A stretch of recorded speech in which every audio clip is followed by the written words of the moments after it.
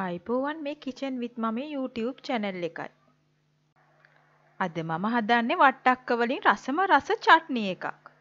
මම මෙතන වට්ටක්ක ග්‍රෑම් 400ක් විතර අරගෙන එක තරමක කෑලි වලට කපාගෙනයි තියෙන්නේ. වැඩි වෙලා ගන්නෙ නැතුව අපි මේ චට්නි එක හදමු. මෙතන තියෙනවා මං අඹර ගන්න ද්‍රව්‍ය සුදු ලූණු, රතු ලූණු, ඒ වගේම වට්ටක්ක ඇට, අඟල් භාගයක විතර ඉඟුරු කෑල්ලක්, මේ තියෙන්නේ කරපිංචා. මෙතන තියෙන්නේ ගහගත්ත පොල් කෝප්පයක ප්‍රමාණයක පොල්. ඒ වගේම කැකුළු හාල් මේස හැඳි දෙකකුත් හෝදලා පිරිසිදු කරගෙන මම අරගත්තා. දැන් භාජනයක් ලිපේ තියලා තෙල් මේස හැඳි 3ක් විතර දාගන්නවා. තෙල් ටික රත් වෙනකොට අබ තේ හැඳි එකක් දාගන්නවා. අබ ටික පිපිරෙනකොට සූදුරු තේ හැඳි භාගයකුත් දාගන්න. දැන් මම මේ තෙලට වට්ටක්ක, ඇට ටික, රතු ලූණු, සුදු ලූණු, කරපිංච වගේම ගත්ත ඉඟුරු කෑල්ලක් දාලා පොඩ්ඩක් බෙදගන්න යන්නේ. දැන් මේ ටික තෙලේ බෙදුනයින් පස්සේ මම ඒ තෙලට එකතු කරගන්නවා අපි හොදලා පිරිසිදු කරගත්ත කැකුළු හාල් ටික. මේ හාල් ටිකත් දුඹුරු පාට වෙන්න තෙලේ බෙදගන්න.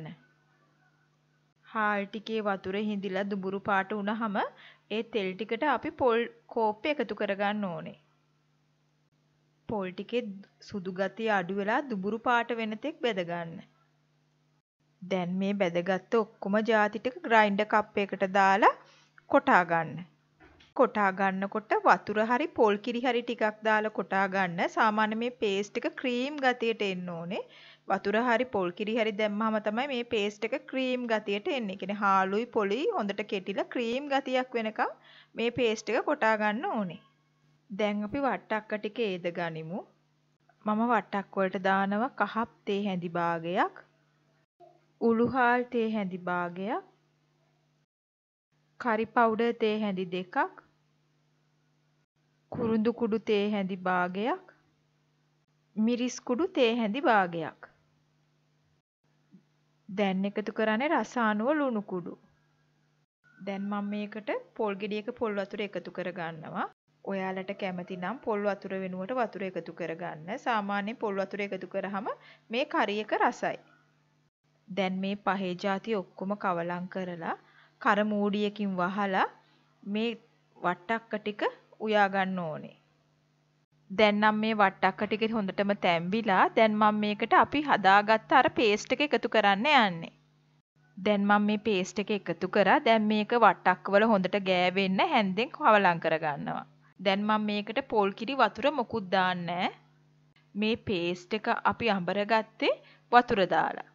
දැන් මේ වෙලාවේ ලුණු බලලා ලුණු මදි නම් ලුණු එකතු කරගන්න. අපේ වට්ටක්ක චට්නි එක දැන් හරි. මම ඒක උඩින් අමු මිරිස් කරල් කිහිපයක් පළලා දාගන්නවා. මේ චට්නි එක තෝසේ රොටි බත් වගේම පාන් කන්නත් ගන්න පුළුවන්. ඒ වගේ මේක හරිම රසයි.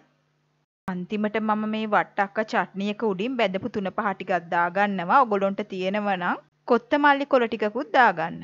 මෙන්න තියෙනවා අපි හදාගත්ත වට්ටක්ක චට්නි එක. ඉතින් ඕගොල්ලොත් මේ වගේ රසම රස වට්ටක්ක චට්නි එකක් හදලා අපිට කියන්න. ආපහු මේ වගේ අලුත් රසවත් වීඩියෝ වලින් නැවත හමු වෙමු. මේ කිචන් විත් මමි. ආයුබෝවන්.